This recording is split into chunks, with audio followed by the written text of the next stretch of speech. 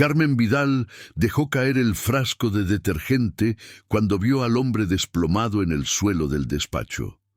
Reconoció inmediatamente el traje de Armani gris perla, el mismo que había planchado esa mañana. Eduardo Santillán, el dueño de la mansión, estaba tirado boca arriba con los labios azulados y las manos agarrándose el pecho.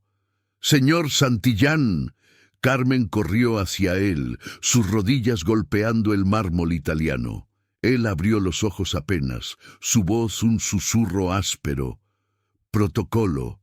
Sigue el protocolo». Carmen sabía exactamente qué significaba eso. Lo había escuchado repetirlo 1000 veces a su asistente personal. En caso de emergencia médica, llamar primero al doctor Méndez. Nadie más. Es orden directa del señor Santillán. Ella ya tenía el teléfono en la mano cuando notó algo que hizo que se le helara la sangre. Los labios de Eduardo no solo estaban azules. Tenían manchas violáceas, como si algo químico los hubiera quemado. Y en su escritorio, volcada, estaba su taza de café. La misma taza que Carmen había visto a la señora Beatriz, su esposa, preparar personalmente hacía 20 minutos. Carmen marcó el número del doctor Méndez con dedos temblorosos, pero en lugar de pulsar el botón verde de llamada, apretó el rojo. Colgó y marcó el 112. «¡Ambulancia, ya! Mansión Santillán, Avenida de la Castellana 402. Posible envenenamiento». Eduardo intentó agarrarle la muñeca, sus ojos muy abiertos en pánico o furia. Carmen no sabía cuál. «No, protocolo. Méndez». «Lo siento, señor, pero usted se está muriendo». Lo que Carmen no sabía era que en ese preciso momento, 3 pisos arriba, Beatriz Santillán estaba borrando el historial de búsquedas de su iPad. Búsquedas que incluían dosis letal de anticoagulante en café, síntomas de infarto versus envenenamiento, y cuánto tarda una autopsia privada. Y tampoco sabía que el doctor Méndez, el médico de confianza de la familia, tenía en su cuenta bancaria una transferencia programada de 200.000 euros que se activaría automáticamente al firmar un certificado de defunción por infarto agudo de miocardio. 12 horas antes, Carmen Vidal había despertado en su habitación de servicio de 12 metros cuadrados en el ático de la mansión Santillán. Eran las 5:45 de la mañana. El despertador vibraba bajo su almohada para no despertar a nadie más en la casa. Se vistió con su uniforme gris oscuro, se recogió el pelo en un moño apretado y bajó las escaleras de servicio hasta la cocina principal. La mansión Santillán era un palacio de 5 plantas en pleno barrio de Salamanca, Madrid. 4.000 metros cuadrados de mármol de Carrara, techos de 6 metros de altura, una colección de arte contemporáneo valorada en 8 millones de euros. Carmen lo sabía porque había escuchado a Eduardo presumir de ello durante una cena con inversores, mientras ella servía canapés en silencio. Carmen llevaba 3 años trabajando allí. 3 años limpiando baños de mármol que podrían caber su apartamento entero en Vallecas. 3 años ganando 1.200 euros al mes, viviendo entre paredes que valían más que todo lo que ella ganaría en su vida. Esa mañana, como todas las mañanas, preparó el desayuno siguiendo el protocolo estricto de la señora Beatriz. Café colombiano molido en grano, tostada de pan de espelta, mermelada orgánica de frambuesa, todo servido a las 7:00 en punto en la terraza del 3er piso, donde Eduardo leía el Financial Times antes de ir a su despacho en la planta baja. Beatriz bajó a la cocina a las 6:50. Llevaba una bata de seda verde esmeralda que costaba más que el salario mensual de Carmen. «Buenos días, Carmen». «Buenos días, señora Beatriz. Hoy yo prepararé el café de Eduardo. Puedes ocuparte de las habitaciones». Carmen parpadeó. En 3 años, Beatriz nunca había preparado el desayuno de su marido, ni siquiera sabía dónde guardaban el café. Como usted diga, señora. Carmen subió al segundo piso, pero algo en el tono de Beatriz le puso la piel de gallina. Había una tensión en su mandíbula, una rigidez en sus hombros. Carmen conocía esa postura. La había visto en su propia madre justo antes de dejar a su padre alcohólico. Era la postura de una mujer que había tomado una decisión irreversible. Carmen estaba limpiando el baño de visitas cuando escuchó pasos apresurados en el pasillo. Se asomó y vio a Beatriz bajando las escaleras con una taza humeante en las manos. Caminaba rápido, casi corriendo, y cuando pasó junto a Carmen, ésta pudo oler algo extraño en el café. No solo el aroma tostado habitual, había algo más, algo metálico y amargo. Carmen siguió con sus tareas, pero no podía sacarse de la cabeza esa sensación. A las 9:30 escuchó a Eduardo bajar a su despacho, escuchó el sonido de la puerta de roble macizo cerrarse, y luego silencio. A las 11:00, Carmen bajó al primer piso para limpiar los salones. Cuando pasó frente al despacho de Eduardo, la puerta estaba entreabierta. Ella nunca entraba ahí sin permiso expreso. Era la regla número 1. Pero algo le hizo detenerse. «Señor Santillán», llamó suavemente. Nada. Carmen empujó la puerta, y entonces lo vio.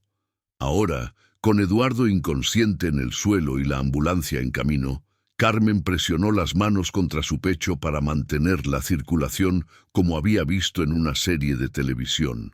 No sabía si lo estaba haciendo bien, solo sabía que no podía quedarse de brazos cruzados. Los labios de Eduardo se movieron otra vez. «Méndez, necesito... Méndez. Está en camino una ambulancia de verdad, señor, con médicos de... ¿Verdad? ¿No entiendes?» Su voz era apenas un hilo. «El testamento, si muero antes, ella...» Las palabras se cortaron cuando un espasmo sacudió su cuerpo. Carmen escuchó tacones en el pasillo. Beatriz apareció en la puerta del despacho. Cuando vio a Eduardo en el suelo y a Carmen presionando su pecho, su rostro se puso blanco. «¿Qué has hecho?» «He llamado al 112, señora. Creo que está envenenado». El silencio que siguió fue tan denso que Carmen pudo escuchar el tic-tac del reloj Patek Philippe en la pared. «¿Has llamado a quién?» La voz de Beatriz era peligrosamente baja. «A emergencias. Llegarán en 5 minutos». Beatriz dio 2 pasos hacia Carmen.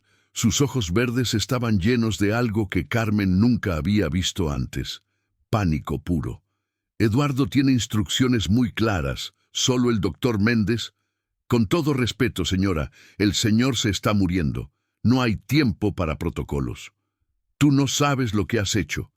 Beatriz sacó su teléfono. «Tú no tienes ni idea». Marcó un número. Esperó. Su mano temblaba. «Méndez, aborta todo». La idiota de la limpiadora llamó al 112. «Sí, ya sé.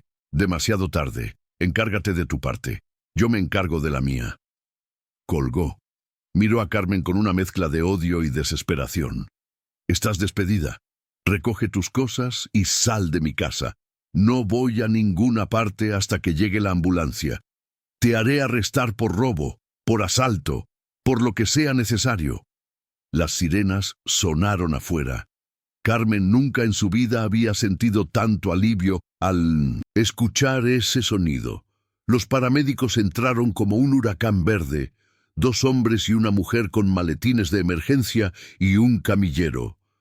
La mujer se arrodilló junto a Eduardo inmediatamente, revisando sus pupilas con una linterna. «¿Cuánto tiempo lleva inconsciente?»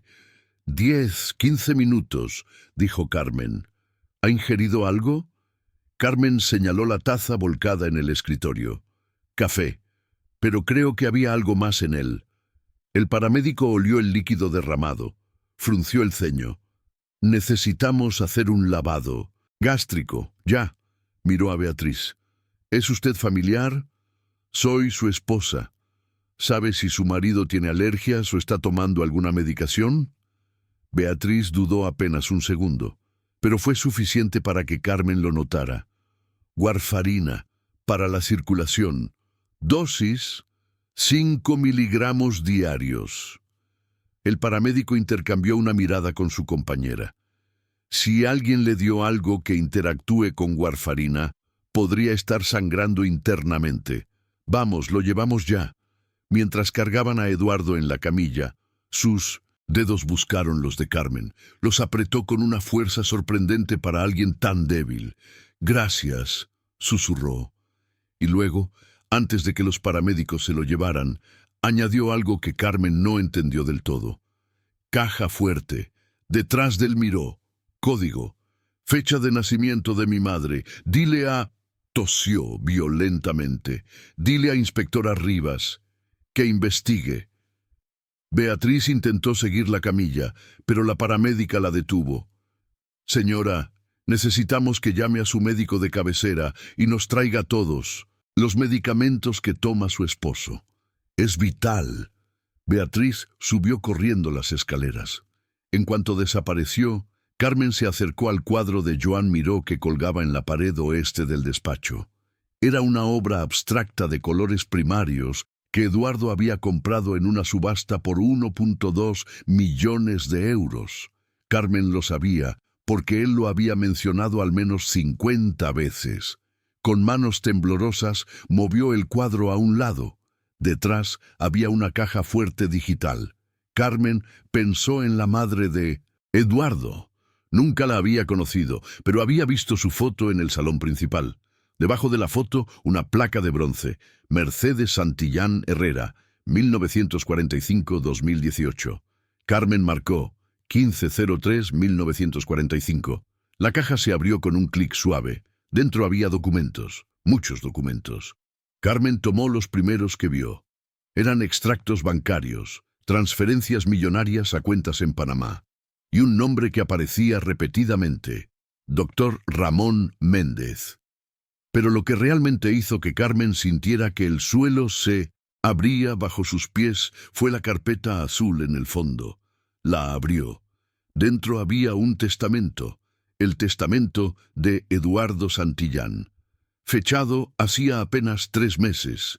En caso de mi fallecimiento, dejo la totalidad de mis bienes, propiedades y acciones de Grupo Santillán a mi hijo biológico, Mateo Vidal Santos, hijo de mi difunta prima, Lucía Santos, quien lo crió como propio antes de su prematura muerte.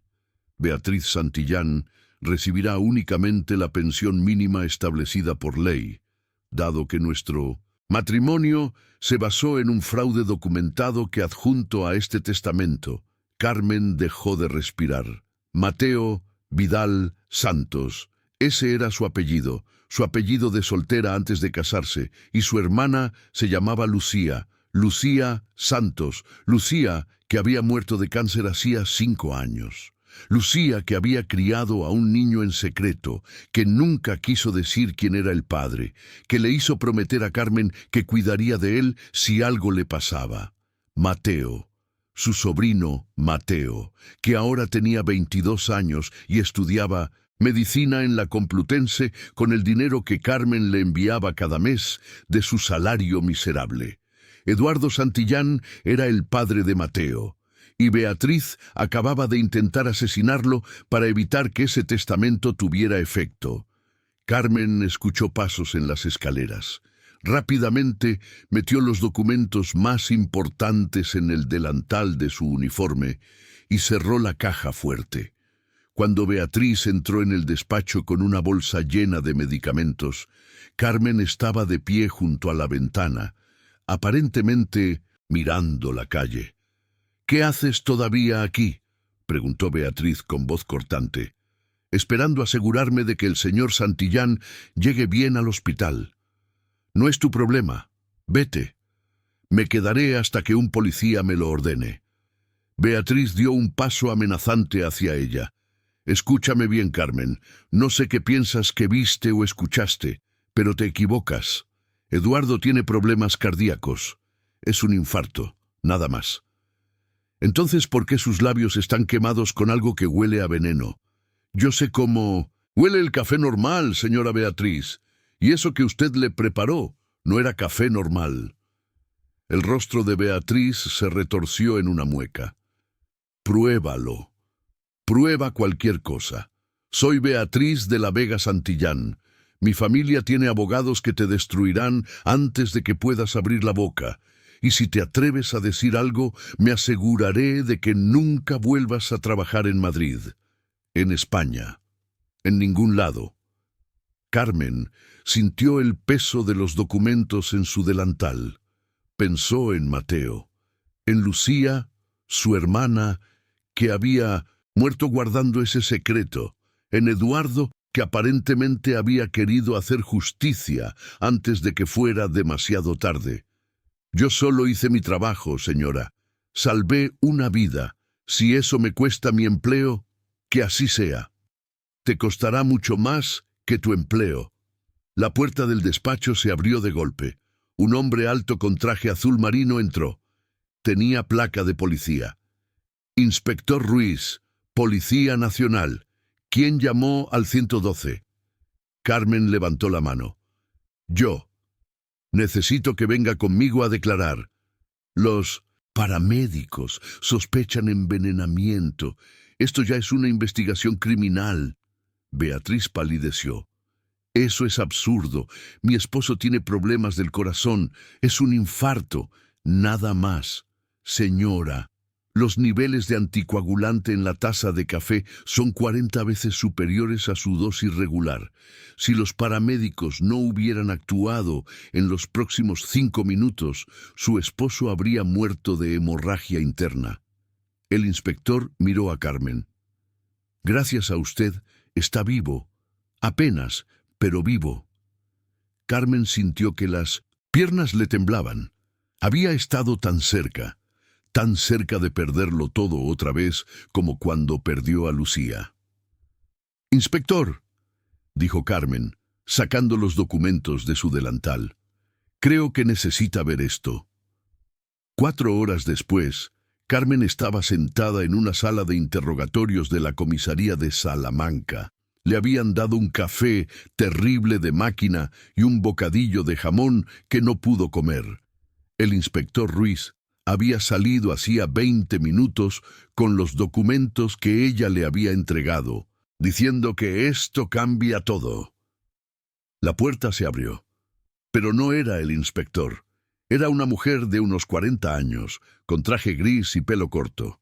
Tenía una expresión seria pero no hostil. «Señora Vidal, soy la inspectora Rivas, Unidad de Delitos Económicos». Carmen se enderezó. Ese era el nombre que Eduardo había mencionado. «El señor Santillán me dijo que hablara con usted». «Lo sé. He estado investigando a Eduardo Santillán y a su esposa durante 6 meses. Fraude fiscal, blanqueo de capitales, evasión de impuestos. Pero nunca tuvimos pruebas suficientes. Hasta ahora». Puso una carpeta sobre la mesa. «Lo que usted encontró en esa caja fuerte es exactamente lo que necesitábamos.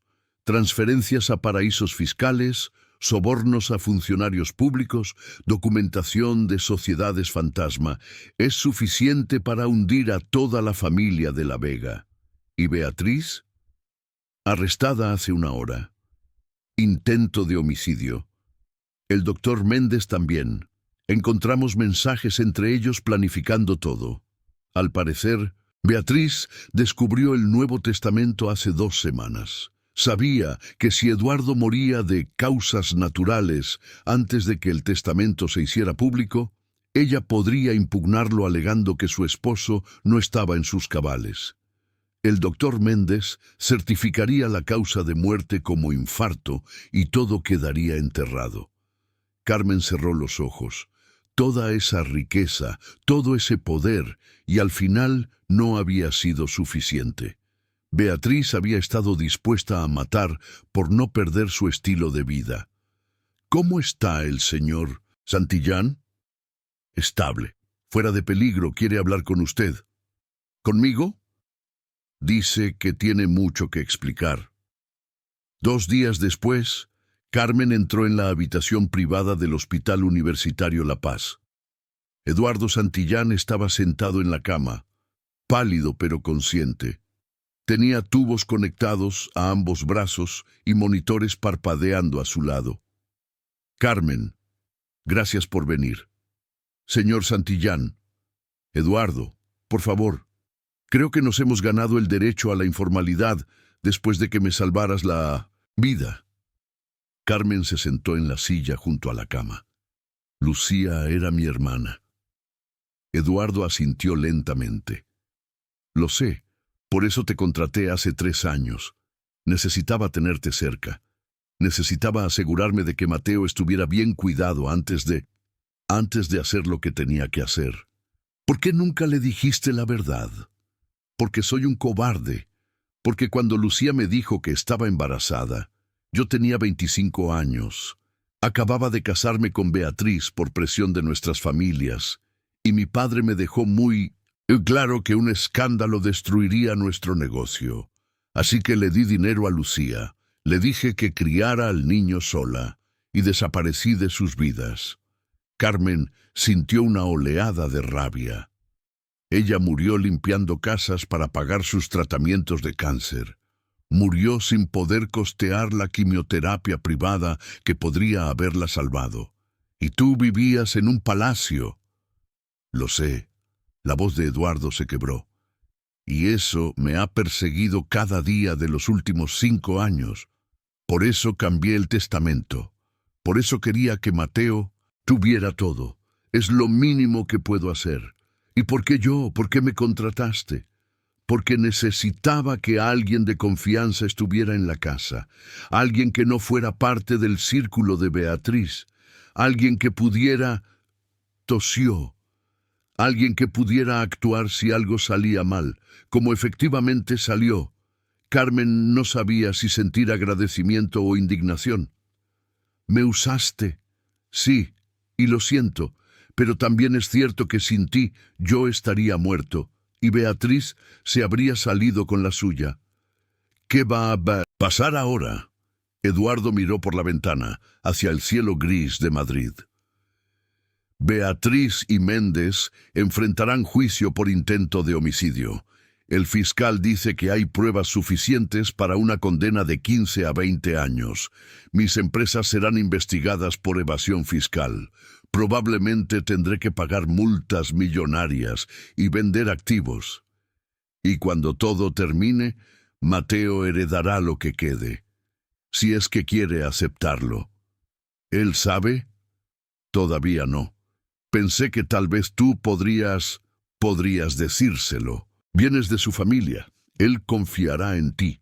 Carmen se levantó. No puedo prometerte nada. Mateo tiene derecho a decidir si quiere conocerte o no, si quiere tu dinero o no. Lo sé, solo dile que lo siento. Dile que su madre era una mujer extraordinaria y que yo fui un idiota que no supo valorarla. Carmen se dirigió a la puerta. Antes de salir, se dio la vuelta. Eduardo, ¿por qué seguiste el protocolo? ¿Por qué insististe en que llamara al doctor Méndez incluso cuando estabas muriendo? Eduardo sonrió con tristeza, porque necesitaba saber si podía confiar en ti. Si tú obedecías el protocolo como todos los demás, significaba que eras como los demás. Pero si decidías hacer lo correcto incluso contra mis órdenes, entonces sabría que eres diferente, que eres como Lucía. Carmen sintió un nudo en la garganta. Esa era una forma muy estúpida de probarlo. Estoy de acuerdo. Pero funcionó.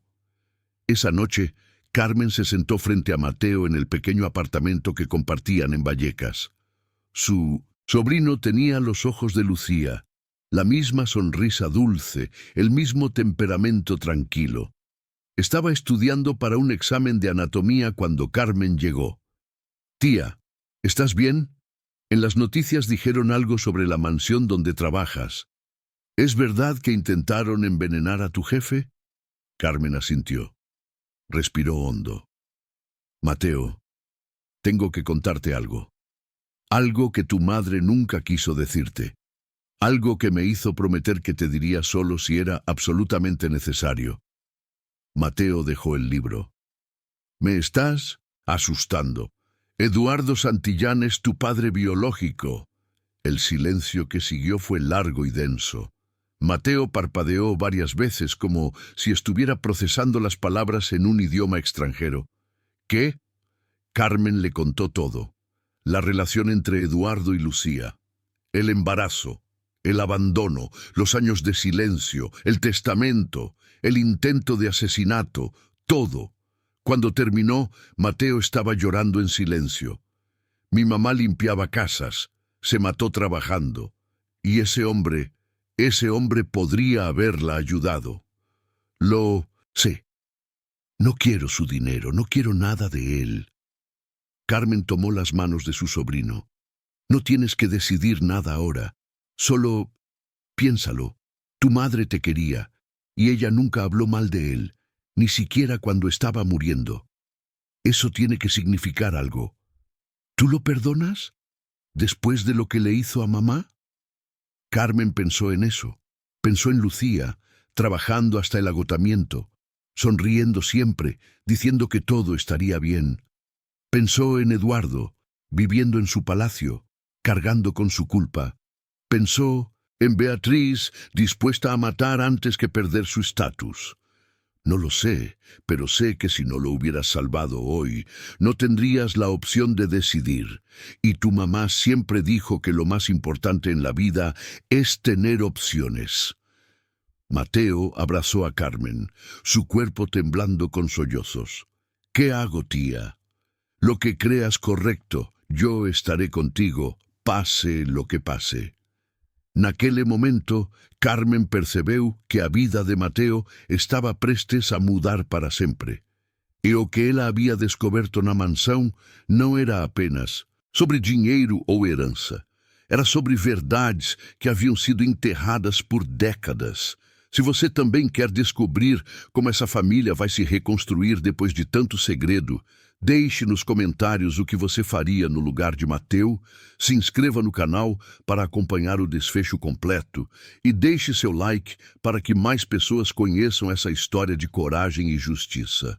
3 meses depois, o juízo contra Beatriz de la Vega e o Dr. Ramón Méndez começou em la audiencia provincial de 1900. Madrid. Carmen fue testigo clave. Se sentó en el estrado durante 4 horas, respondiendo preguntas del fiscal y de los abogados defensores. Beatriz la miró con odio puro durante todo el interrogatorio, pero Carmen no apartó la mirada. Ya no era la limpiadora invisible, era la mujer que había salvado una vida y destapado una red de corrupción. «Señora Vidal», dijo el fiscal, ¿puede explicar al tribunal por qué decidió ignorar las órdenes directas de su empleador? Carmen miró a los 12 miembros del jurado, porque sabía que si llamaba al doctor Méndez, el señor Santillán moriría. Vi los síntomas, vi el café derramado, y vi la cara de la señora Beatriz cuando se dio cuenta de que yo había llamado al 112. No era la cara de una esposa preocupada, era la cara de alguien cuyo plan acababa de fracasar. ¿Y cómo se sentía usted al desafiar a sus empleadores? Aterrada, pero más aterrada de lo que sentiría si no hacía nada, y él moría. El abogado defensor de Beatriz, un hombre de 60 años con traje Savile Row, se levantó. «Señora Vidal, ¿no es cierto que usted tenía un motivo financiero para salvar al señor Santillán? ¿No es cierto que usted sabía que su sobrino era heredero de su fortuna?» «No, yo descubrí eso después de salvarlo, no antes. ¿Cómo podemos estar seguros de eso? Porque si yo hubiera sabido que Mateo era su hijo, probablemente habría dejado que Eduardo muriera. Después de lo que le hizo a mi hermana, habría sido justicia». Un murmullo recorrió la sala. El juez golpeó su mazo. «Orden». El abogado frunció el ceño. «Entonces, ¿por qué lo salvó?» «Porque no soy Beatriz de la Vega. Yo no mato personas por dinero».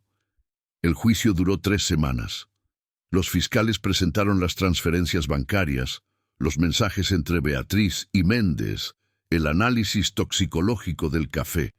Un experto en envenenamientos explicó cómo la mezcla de anticoagulantes en dosis masivas podría simular un infarto. El testimonio más devastador vino de una empleada anterior de la mansión, una mucama que había sido despedida 6 meses antes.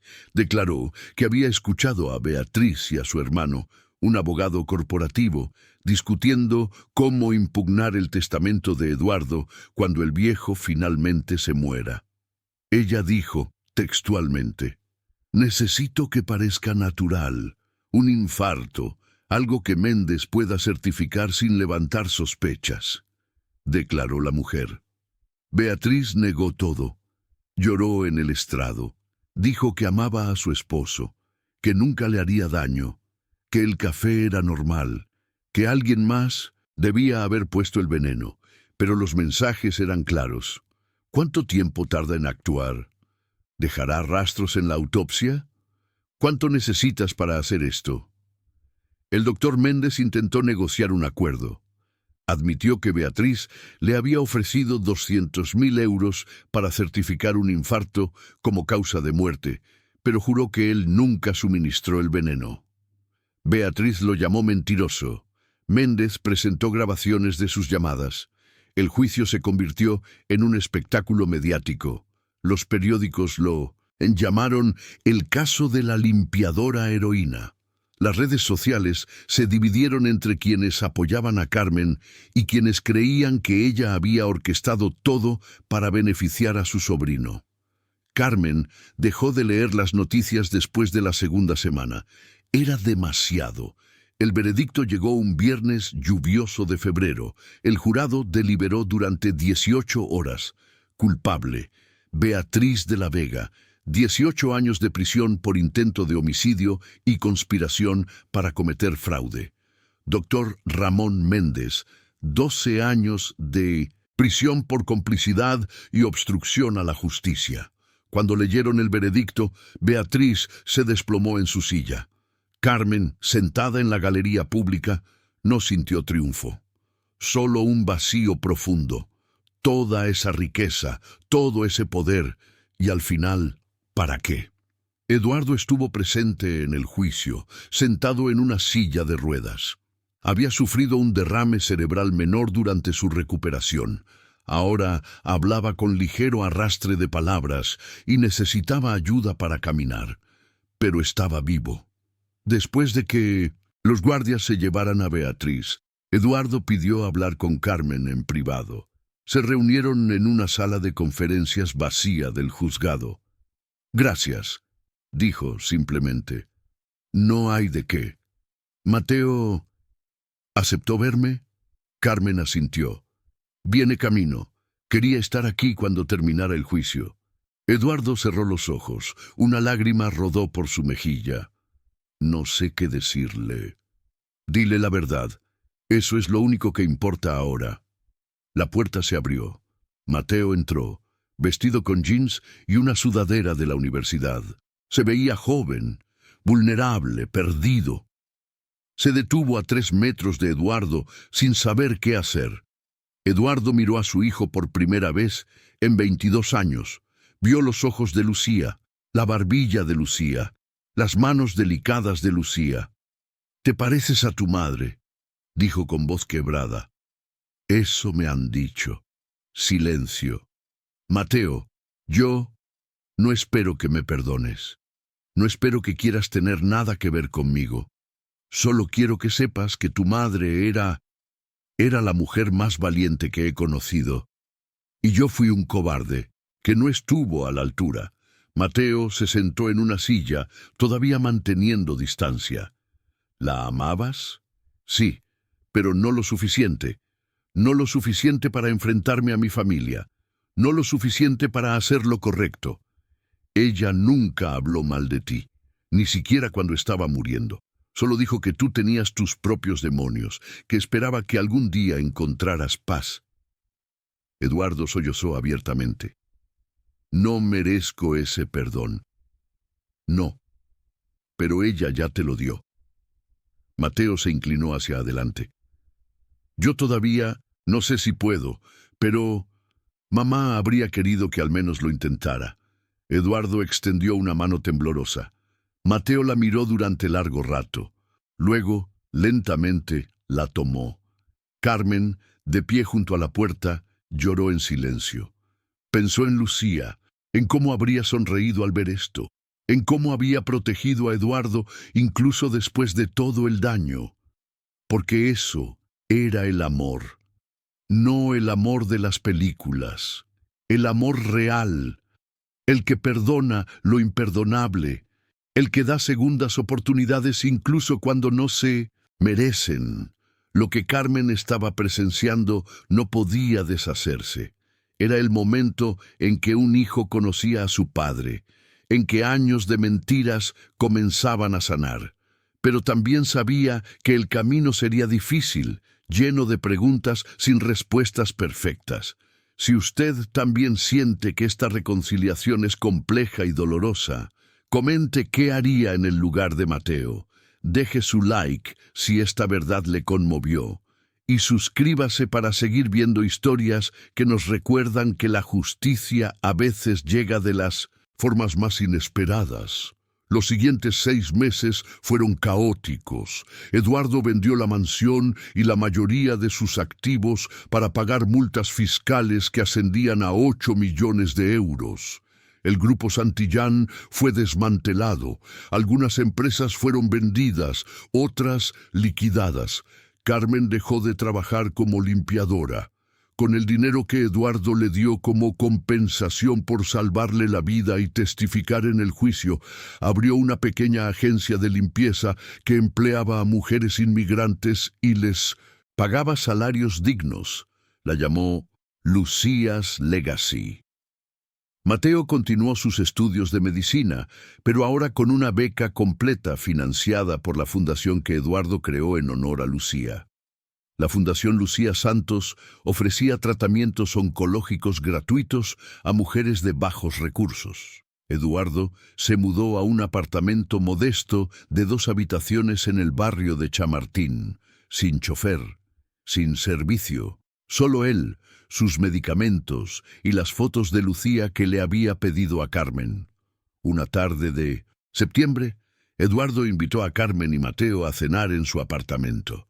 Cocinó él mismo, torpemente, un arroz con pollo que estaba demasiado salado pero hecho con esfuerzo genuino. «Siento que no sepa cocinar mejor», se disculpó. «Está bien», dijo Mateo. «Es mejor que cualquier cosa que yo haga». Cenaron en silencio incómodo al principio, pero gradualmente las conversaciones fluyeron. Eduardo preguntó sobre la carrera de Mateo. Mateo preguntó sobre la juventud de Eduardo.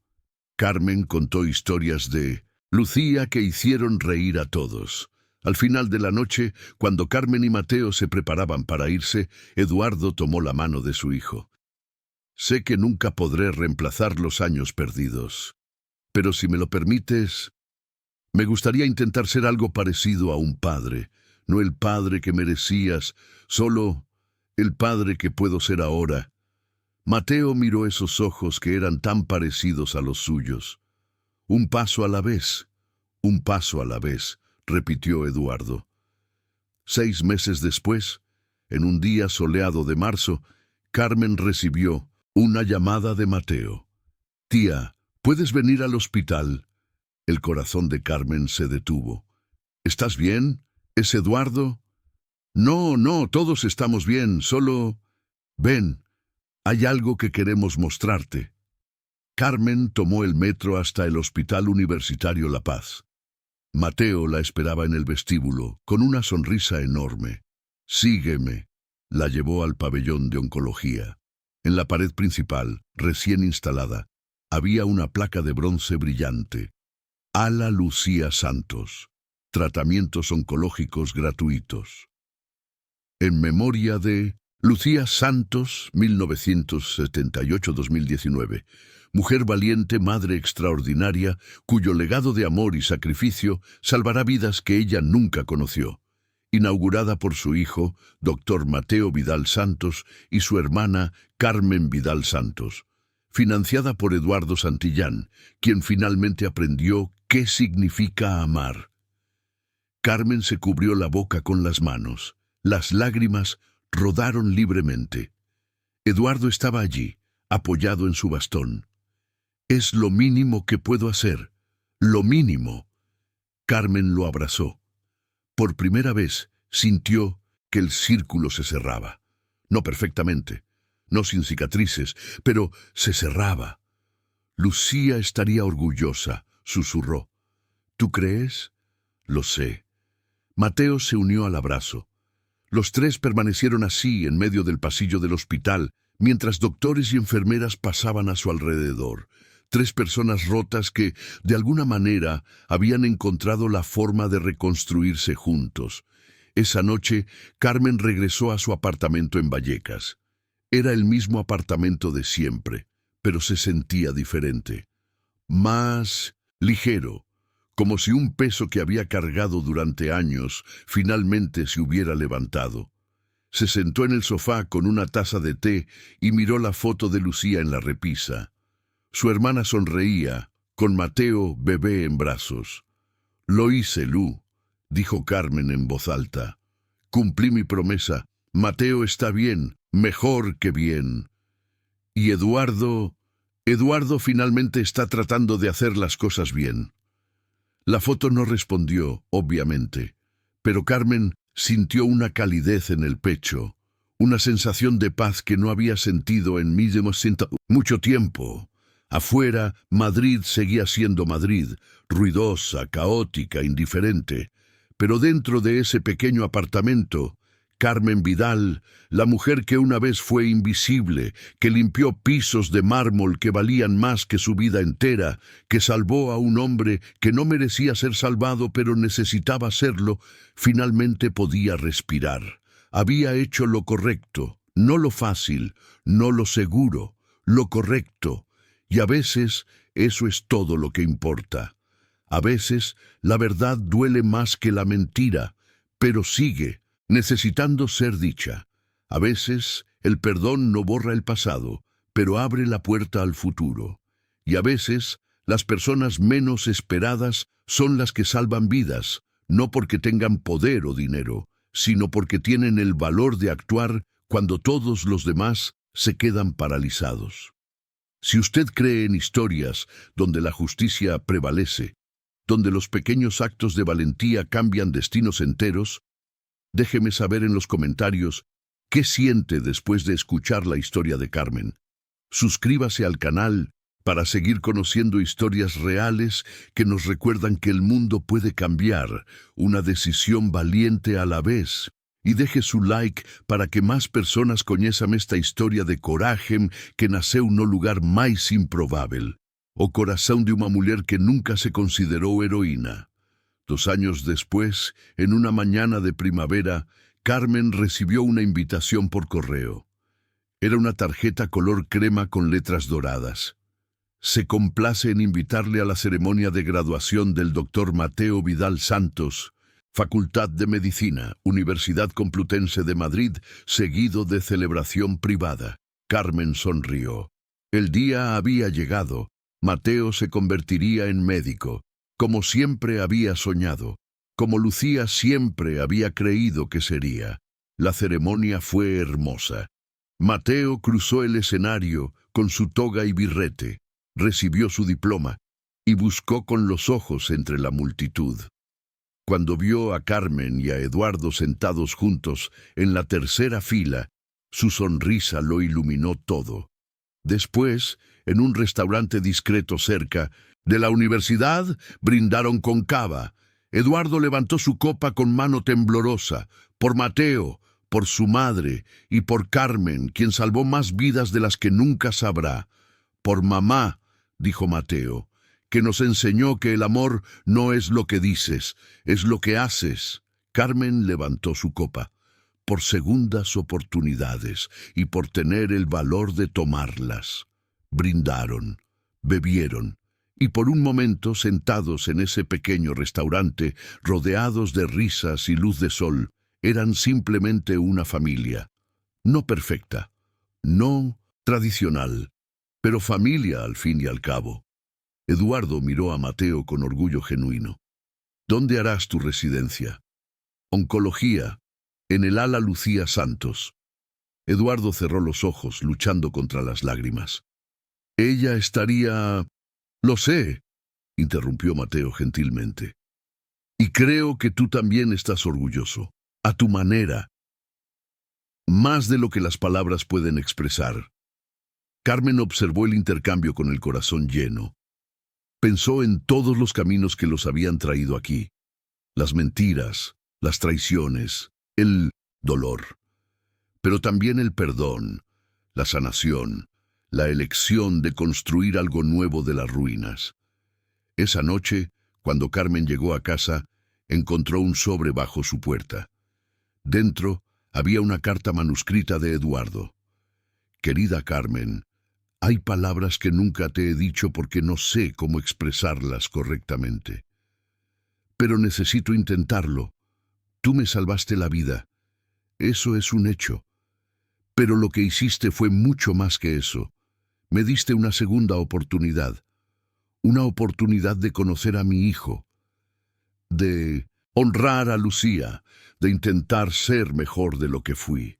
No merezco tu perdón, ni el de Mateo, ni el de Lucía, donde quiera que esté, pero lo estás dando de todas formas, no porque yo lo haya ganado, sino porque así es como eres. He vivido toda mi vida rodeado de personas que me decían lo que yo quería escuchar. Tú fuiste la primera en desobedecer, en hacer lo correcto cuando habría sido más fácil mirar hacia otro lado. Eres la persona más valiente que conozco, y la más compasiva, y la que más me ha enseñado sobre lo que realmente significa ser humano. Gracias por todo, Eduardo. Carmen dobló la carta cuidadosamente y la guardó en el cajón junto a las fotos de Lucía. Se sentó en el sofá, miró al techo, y por primera vez en años se sintió completamente en paz. No había venganza en su corazón, no había amargura, solo gratitud por estar viva, por haber tenido el valor de actuar, por haber salvado no solo una vida, sino la posibilidad de que 3 personas rotas encontraran el camino de vuelta a la humanidad. Afuera, Madrid dormía. Pero Carmen Vidal, la limpiadora que se convirtió en heroína sin pretenderlo, que salvó a un millonario siguiendo su conciencia en lugar del protocolo, que cambió el destino de una familia con un simple acto de valentía, finalmente podía cerrar los ojos y soñar en paz. Porque al final, no importa cuánto dinero tengas, no importa en qué mansión vivas, no importa qué apellido cargues, lo único que importa es si, cuando llega el momento de elegir entre lo fácil y lo correcto, tienes el valor de elegir lo correcto. Carmen lo tuvo, y eso hizo toda la diferencia. Y ahora que usted conoce la historia completa de Carmen, Mateo y Eduardo, me pregunto, ¿qué habría hecho usted en el lugar de Carmen? ¿Habría seguido el protocolo o habría confiado en su instinto? Déjeme su respuesta en los comentarios porque estas conversaciones importan. Estas reflexiones nos hacen crecer. Suscríbase al canal para seguir escuchando historias que nos recuerdan que los verdaderos héroes no usan capas, sino uniformes de limpieza, batas de hospital, overoles de trabajo.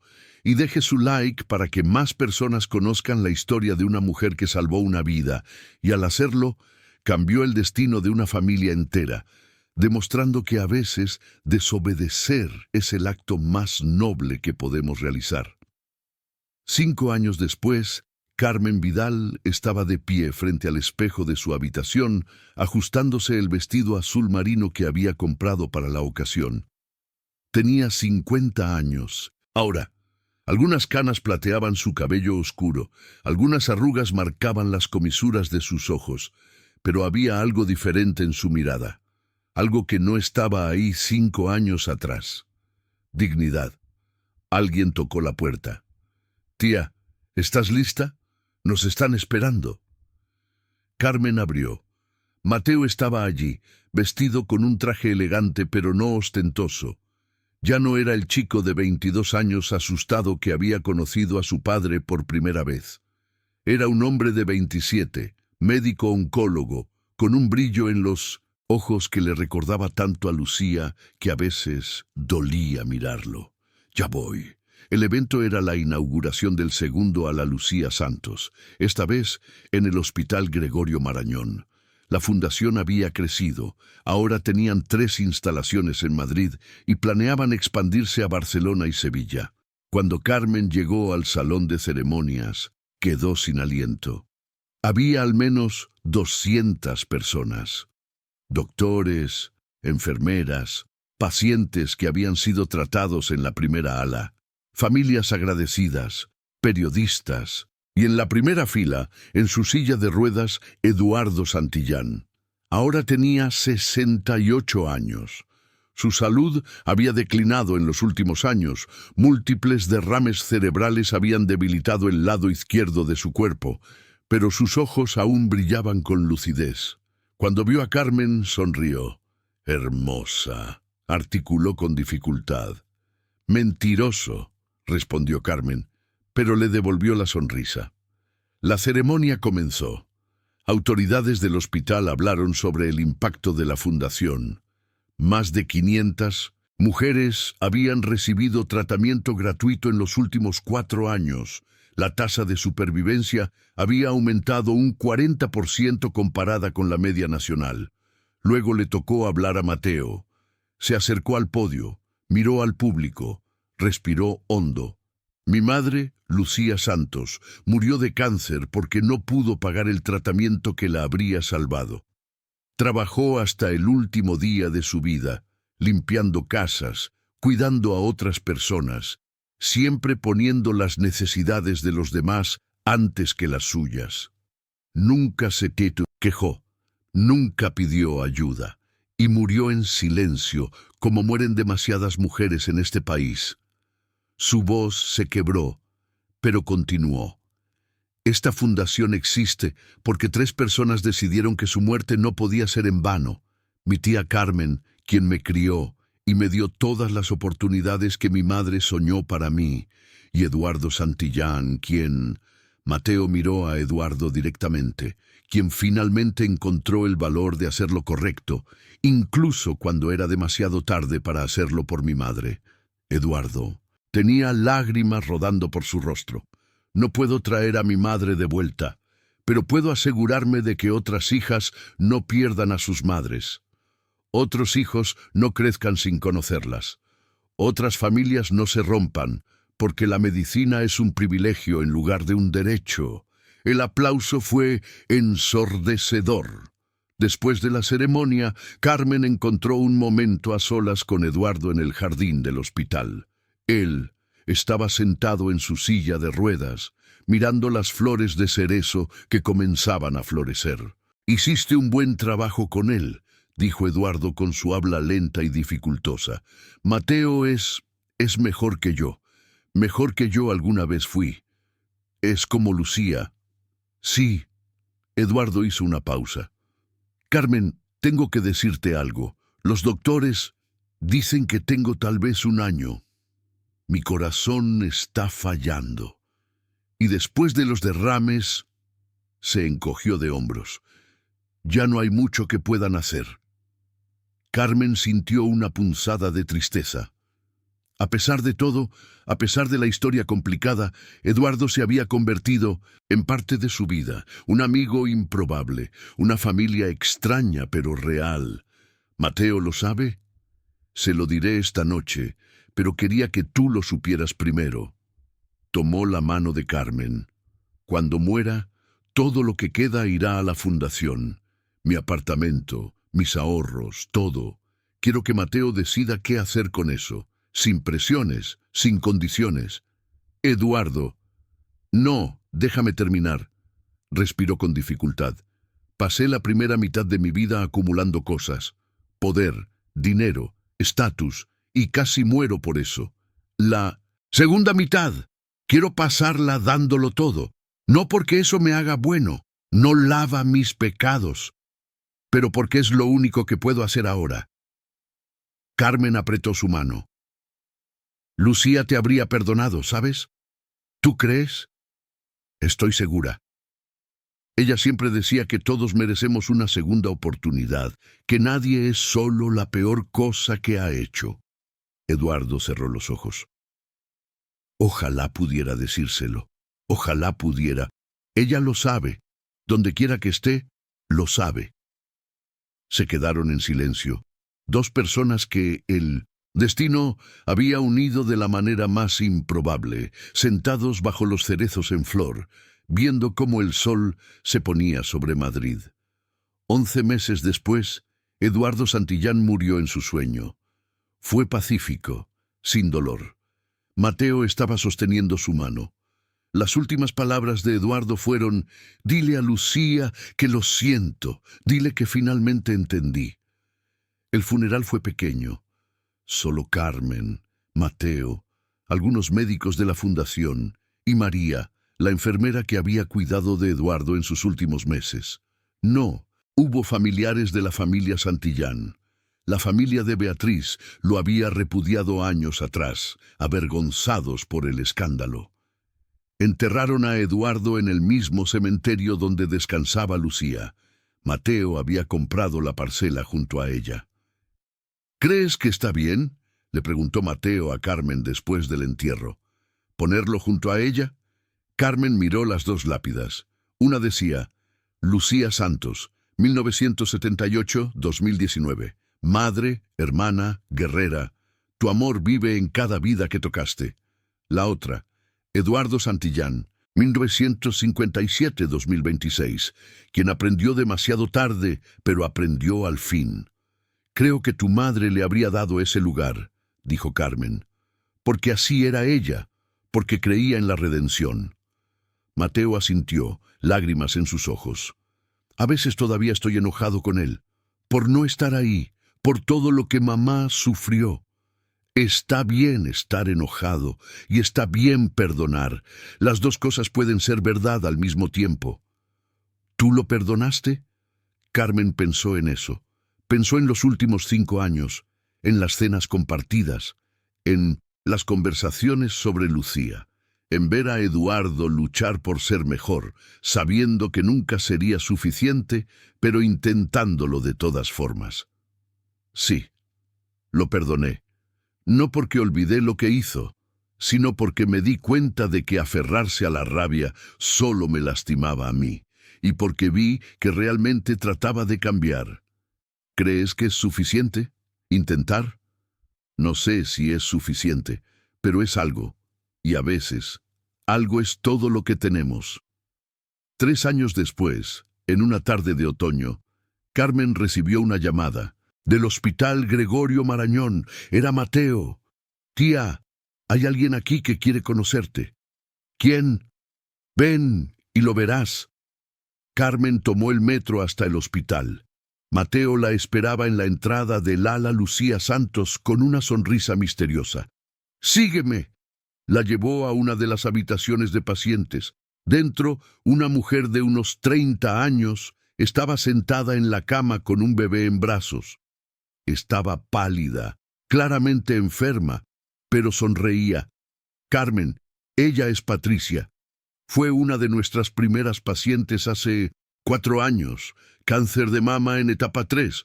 Le dimos tratamiento completo aquí, gratis». «Y ahora estoy libre de cáncer», dijo Patricia con voz suave. «Han pasado 3 años, sin recurrencia, y...». Miró al bebé. «Pude ser madre. Los doctores dijeron que el tratamiento podría hacerme infértil, pero tuve suerte». Carmen sintió que se le cerraba la garganta. «Es hermoso. Se llama Lucía», dijo Patricia, «por la mujer en la placa, la mujer que hizo todo esto posible». Miró a Carmen directamente. «El doctor Vidal me contó la historia, lo que usted hizo, cómo salvó a ese hombre, cómo su hermana era la inspiración de todo esto. Quiero que sepa que gracias a ustedes mi hija tendrá una madre, mi esposo no quedará viudo, mi vida continúa». Carmen se acercó a la cama, miró a la bebé Lucía con sus ojos cerrados y sus puños diminutos. «Puedo». Patricia le pasó a la bebé. Carmen la sostuvo con cuidado, sintiendo el peso pequeño pero sólido de una vida nueva. Una vida que no existiría sin esa cadena de eventos, sin su decisión de llamar al 112, sin Eduardo creando la fundación, sin Mateo dedicando su carrera a honrar a su madre, una vida salvada que salvó otras vidas. «Hola, pequeña Lucía», susurró Carmen. «Tu nombre es muy especial. Lleva mucho amor en él». La bebé abrió los ojos mirando a Carmen con esa mirada nebulosa de los recién nacidos, y Carmen lloró. Lloró por su hermana, por Eduardo, por todas las vidas que se habían cruzado de maneras imposibles, por la belleza y el dolor entrelazados de la existencia humana. Mateo puso una mano en el hombro de Carmen. «Hay 17 bebés más como ella. 17 niños que tienen madres vivas porque la Fundación Lucía Santos existió». Carmen no pudo hablar. Solo pudo abrazar a Mateo mientras sostenía a la pequeña Lucía, mientras Patricia lloraba de agradecimiento, mientras el sol de la tarde entraba por la ventana, iluminando la habitación con luz dorada. En algún lugar, Carmen pensó, Lucía estaba sonriendo. Y Eduardo finalmente estaba en paz, porque al final la redención no se trata de borrar el pasado. Se trata de crear un futuro donde el pasado tenga significado, donde el dolor se transforme en propósito, donde los errores se conviertan en lecciones, donde las vidas perdidas inspiren vidas salvadas. Y esa, Carmen finalmente entendió, era la verdadera definición de gracia. Esa noche, Carmen regresó a su casa en Vallecas. Ya no vivía en el apartamento diminuto. Con el dinero de su agencia de limpieza, que ahora empleaba a 40 mujeres, se había mudado a un piso de 3 habitaciones, modesto pero cómodo, un lugar donde podía respirar. Se sentó en su balcón con una taza de té, mirando las luces de Madrid titilando en la distancia. Pensó en todo el camino recorrido. Desde esa mañana, hace 8 años, cuando encontró a Eduardo muriendo en su despacho. Desde esa decisión de 11 segundos que cambió todo. Si hubiera seguido el protocolo, Eduardo habría muerto. Beatriz se habría salido con la suya. Mateo nunca habría conocido a su padre. La fundación no existiría. Patricia todavía estaría muerta o muriendo.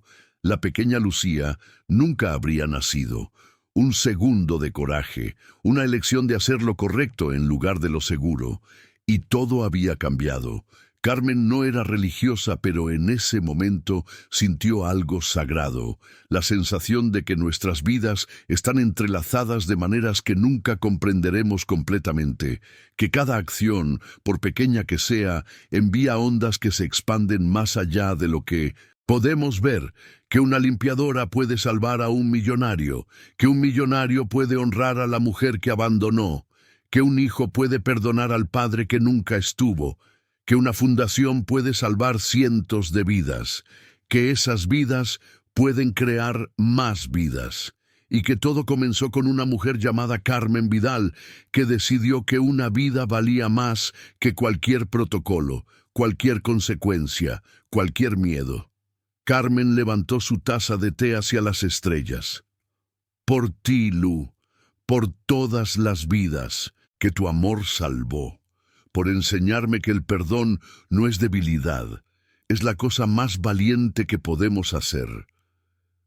El viento sopló suavemente, meciendo las cortinas del balcón, y Carmen, por primera vez en mucho tiempo, se sintió completamente completa, porque había vivido una vida que importaba, había amado profundamente, había perdonado lo imperdonable, había criado a un hombre extraordinario, había construido algo significativo de las cenizas del dolor, y eso, al final, era todo lo que cualquiera podía esperar, una vida vivida con propósito, con amor, con coraje, una vida como la de Carmen Vidal, la limpiadora, la heroína, la mujer que salvó a un millonario y al hacerlo se salvó a sí misma.